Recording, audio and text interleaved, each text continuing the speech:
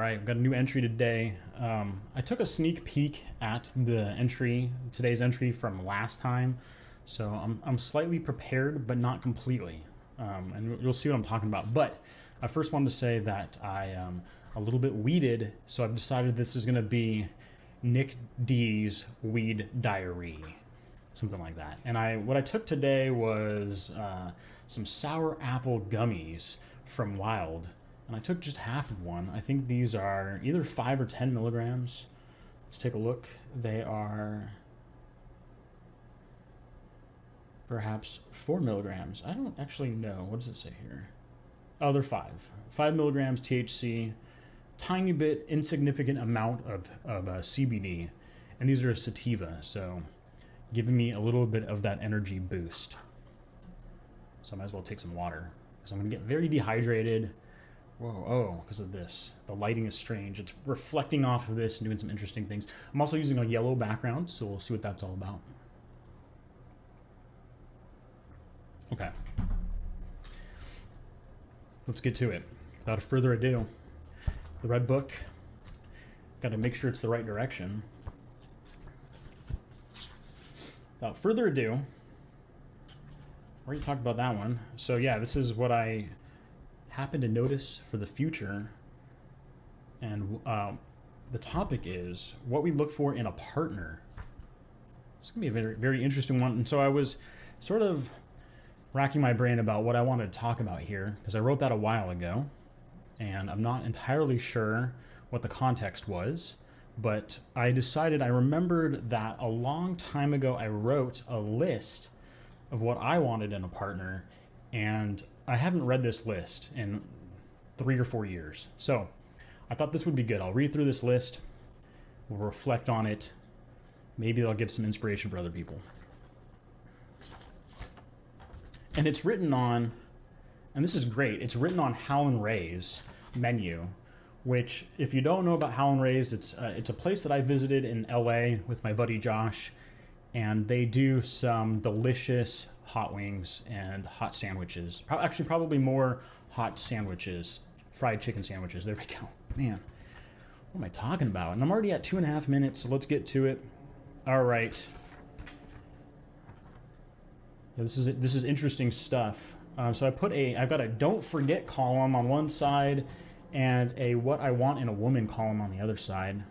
So that's very focused. But don't forget, never spare people's feelings. And when I first read that sounds kind of negative and kind of mean.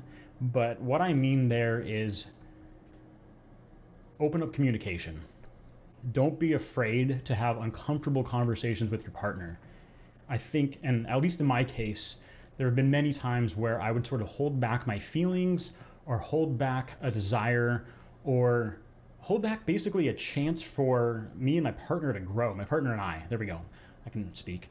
My partner and I to grow because I was afraid that I might hurt the other person's feelings.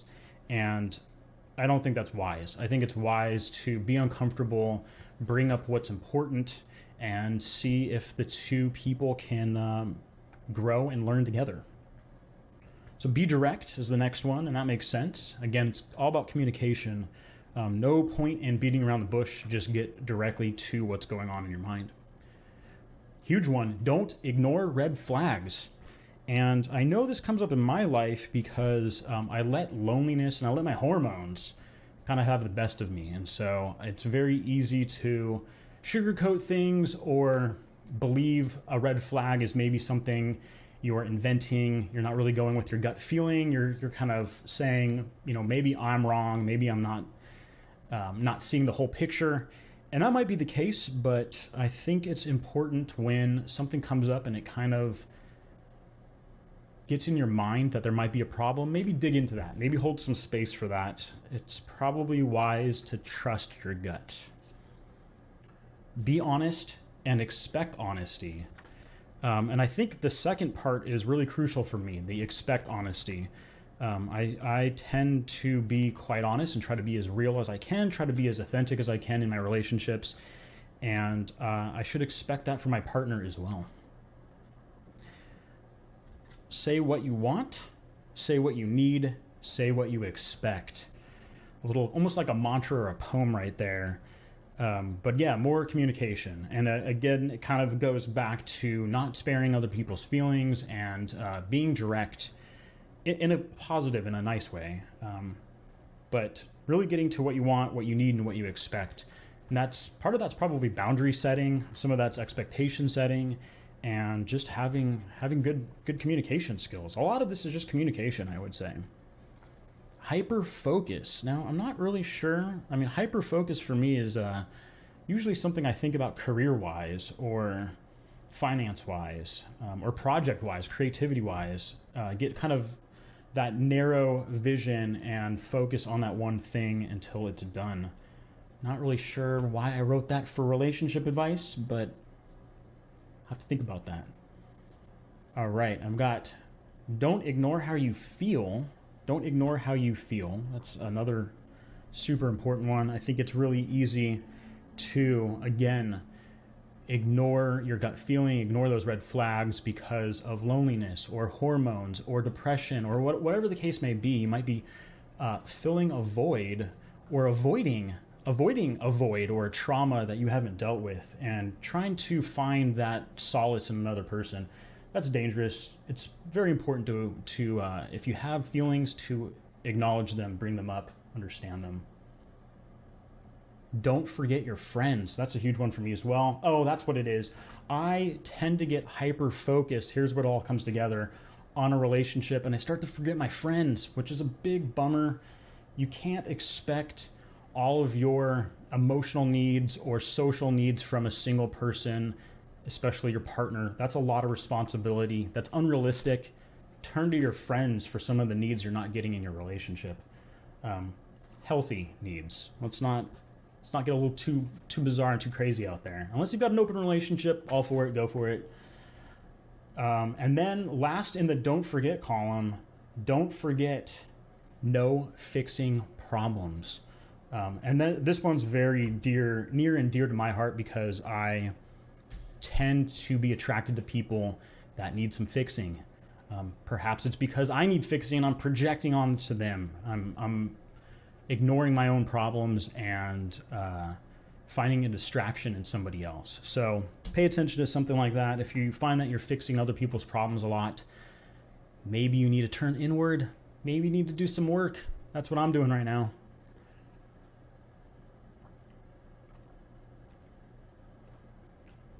Big gulp of water. That was a lot to get through.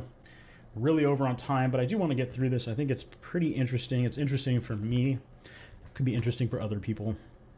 All right, so what I want in a woman, career focused. That's a big one. I tend to be very career focused.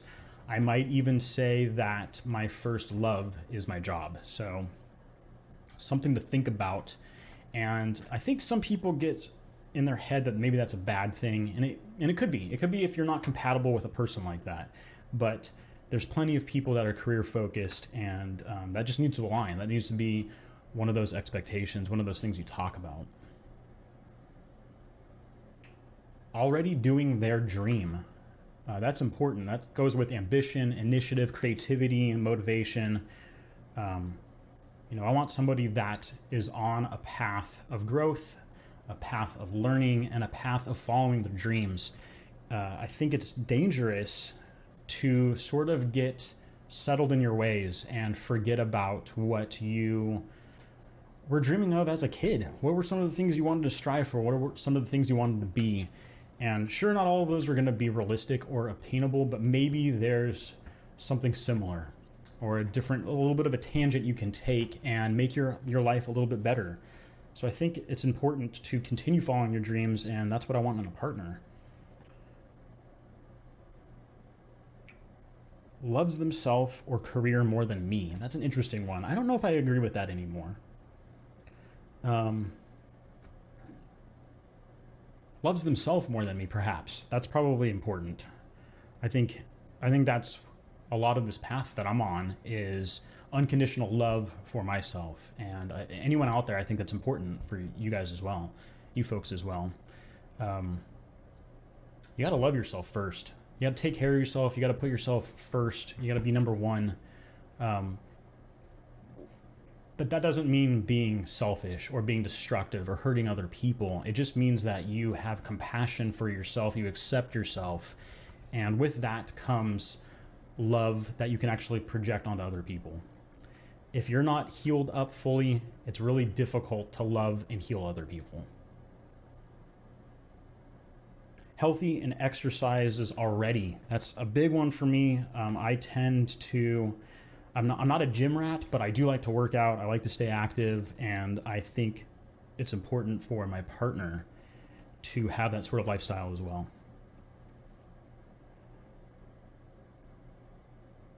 And then last on here, I put, and this one's huge. That's why I paused on it, because I've been struggling with this quite a bit, probably my whole life. Take a drink of water.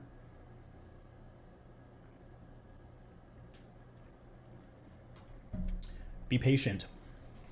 Be patient searching for that magical other. I think a lot of the stuff that I've gone through, a lot of the patterns that I've been repeating is because I tend to rush into not being lonely. And filling that void, being distracted is not the best way to have a healthy relationship. So be patient. That's kind of what I'm doing right now, slowing things down, taking a break from dating for a while, working on myself and doing stuff like this, trying to be more creative, more open, more imaginative. So be patient. And I think that's it. So my rules to live by, maybe there's something useful in there, maybe not. I don't know. It doesn't matter. This is what I'm going off of, at least for a little bit. Till next time, peace.